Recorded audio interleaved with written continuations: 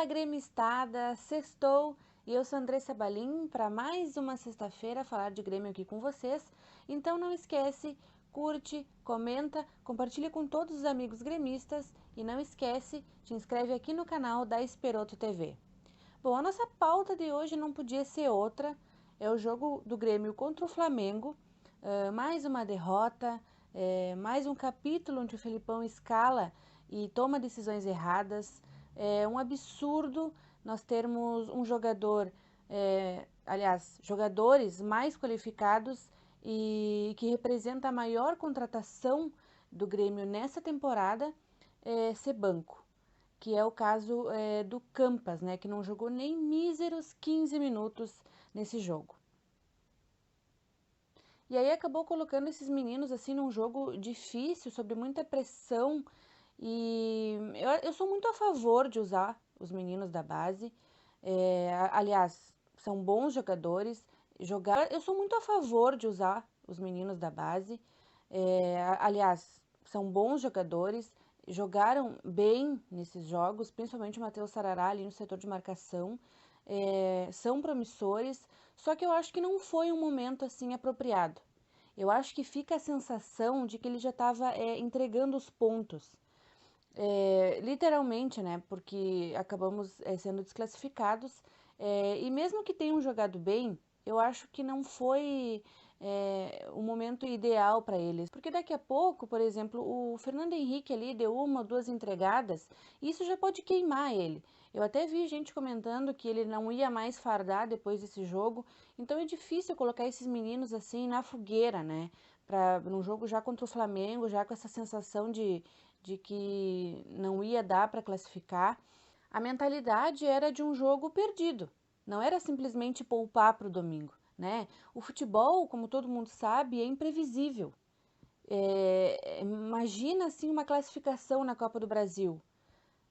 Só que fica muito difícil porque com essa mentalidade, essa carga e essa pressão de achar que a gente sempre vai perder para o Flamengo. E outra coisa, tem jogadores que também não poderiam ser poupados, que é o caso do Wanderson, que além de um jogador novo, é um jogador importantíssimo, né, decisivo para o Grêmio. Outro é o Thiago Santos, já que ele adora jogar com três volantes, né, coloca o trio que vinha dando certo. Thiago Santos, Vila Sante e o Lucas Silva.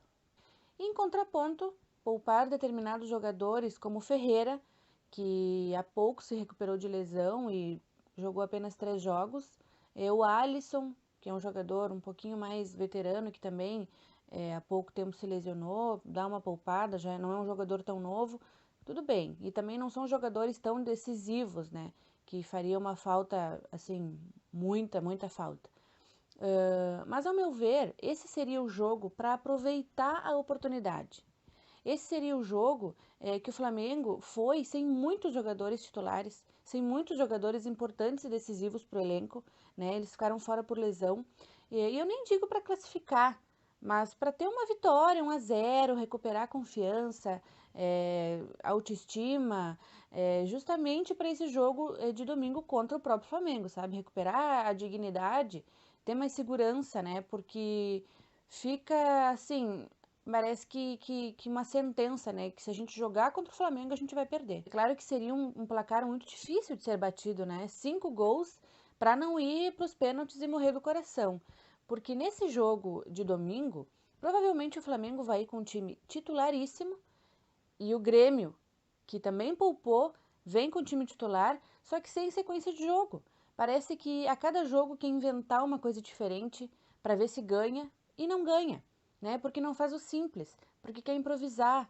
E ainda com essa história do Campas, não tá pronto.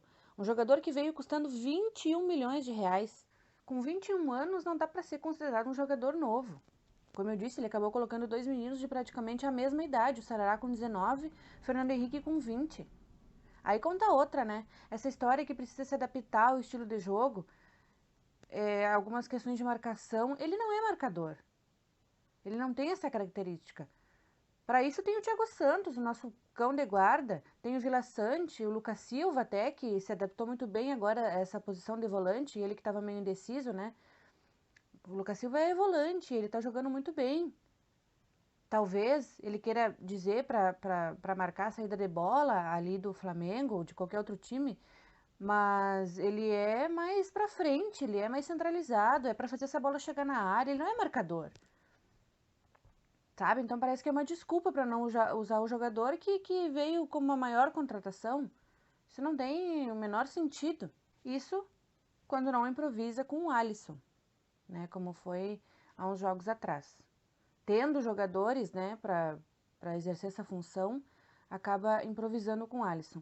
E mais uma vez as trocas do segundo tempo, dessa vez não tão erradas, talvez necessárias pelo cansaço, né? Começou a faltar perna, porque o time estava jogando bem. Acho que poderia não ter tirado o Sarará, né? Que estava jogando muito bem, estava protegendo ali, estava marcando muito bem. E aí vem uma outra diferença, que é o banco do Flamengo. Com as trocas, a qualidade não muda. Com o time misto, a qualidade não muda. Pelo contrário, o Flamengo mexe no time para ganhar o jogo, né? E tu olha para o banco do Grêmio, é pior do que as opções que tu tem em campo. Não, são opções assim que não ajudam, né? Ter colocado o Everton, por exemplo, aos 20 minutos, foi pura consequência de ter relacionado ele, né, para ir dando ritmo de jogo. E ele usou esse jogo mais uma vez por considerar perdido, né? Agora dizer que ele está sendo útil, aí já é um pouco demais, né? Porque depois de não sei quanto tempo que ele estava afastado, sem jogar, agora está sendo útil. Só se for porque ainda não desencantou o Douglas Costa, o Ferreira não é decisivo, e aí a gente tem uma carência enorme no ataque. Aí pode ser. E aí o Campas não é útil. Jogador para outras temporadas, mas é nessa que a gente precisa de uma força máxima para não ser rebaixado. Se tivessem colocado o Pedro Lucas, que tem essa característica, eu acho que é o último que resta com essa característica de ser um jogador marcador, essa posição de meia, mas não. Ele acaba sacando esse jogador para jogar com 3 volantes. O Grêmio chega a 19 pontos e precisa de uma sequência de vitórias e de resultados combinados nessas próximas rodadas para ficar longe do Z4, porque o 17º colocado para o 10º colocado são apenas 5 pontos de diferença. E essa vitória contra o Ceará foi muito importante, até para a questão da segurança, como eu falei há pouco, da autoestima, né, da confiança. E por falar em Ceará, os meninos da transição jogaram contra o Ceará também e teve gol do Elias, teve gol do Pedro Lucas com assistência do Guilherme Guedes. E eu, particularmente, esses 3 nomes eu já defendi várias vezes para estarem no time principal. E isso é a prova de que eles estão se destacando e estão merecendo chance no time principal. Coisa que muitos jogadores não estão merecendo, como é o caso do próprio Léo Pereira e do Diogo Barbosa. E outro ponto que eu queria destacar também é a ausência do Juan, que logo logo vai ser definitiva, e o Jeromel machucado, aí fica fora por umas 4 semanas, porque acabou fraturando o dedo do pé, e vai ser reavaliado periodicamente. E o que resta é um Kahneman, que possivelmente vai levar um cartão amarelo, e depois Rodrigues, totalmente inexperiente, com aquela mão aberta, e Paulo Miranda com cãibra. Essa é a nossa situação em relação à zaga. Essa é a nossa realidade, é uma realidade de incertezas. Aí saiu uma notícia sobre um substituto do Jeromel. Aí eu vou ler a notícia, é um menino de 17 anos, que eu nunca tinha ouvido falar. O jogador, assim, substituto do Jeromel, ele tem que chegar pronto. Ele tem que chegar e fardar e ser do mesmo nível. E não um menino que pode vir a ser promissor. E para encerrar o nosso papo de hoje, eu quero deixar aqui a minha indignação com a CBF e com o STJD, que estão de olhos fechados e passando pano descaradamente para o Flamengo, e que horas depois do jogo do Grêmio contra o Flamengo pela Copa do Brasil, derrubou a liminar do Flamengo com relação ao público e vai continuar cega com o que os torcedores fizeram no último jogo e sobre o episódio da fala do conselheiro do Flamengo, porque quando se trata desse clube tudo pode, eles não respeitam a lei, eles não têm respeito por ninguém, eles vivem um mundo à parte e isto é uma vergonha. E é isso, esse foi o nosso papo de hoje sobre o Grêmio. As notícias não são boas, não tenho muita coisa boa para falar por aqui. Eu espero que melhore agora nas próximas rodadas. Eu espero que a gente consiga ter pelo menos uma vitória contra esse poderoso Flamengo que está acima de tudo e de todos, para a gente recuperar a nossa dignidade e começar a melhorar no campeonato e a subir na tabela. A gente só tem pedreira pela frente, a gente vai jogar contra o Galo, que é um jogo atrasado, a gente vai jogar contra o Atlético Paranaense.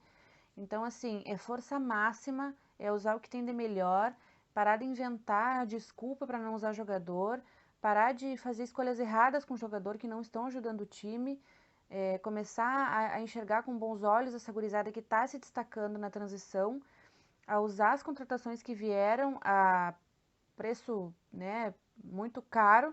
Então, assim, elenco, jogador, tem para formar um bom time, um bom elenco para começar a somar pontos, né? Basta fazer as escolhas certas e basta, no segundo tempo, parar com essas substituições esdrúxulas que ele vem fazendo para afundar o time, né, nessa retranca.